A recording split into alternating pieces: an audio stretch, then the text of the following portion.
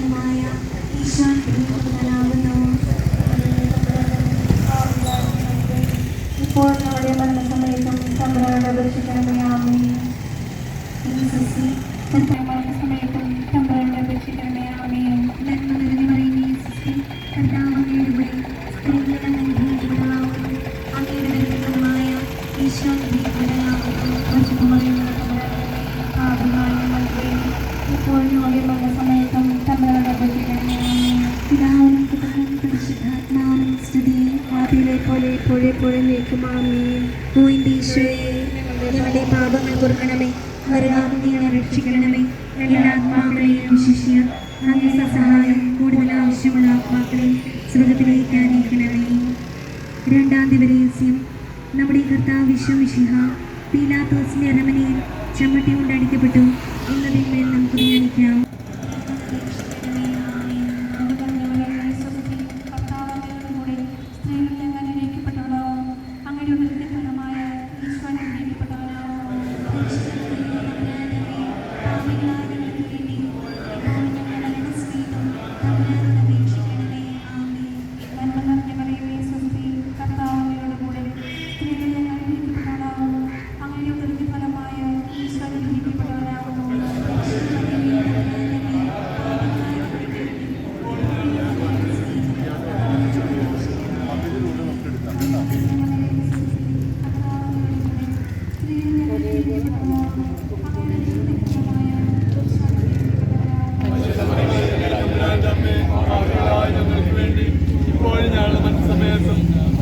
അപേക്ഷിക്കണമേ. ആമേൻ.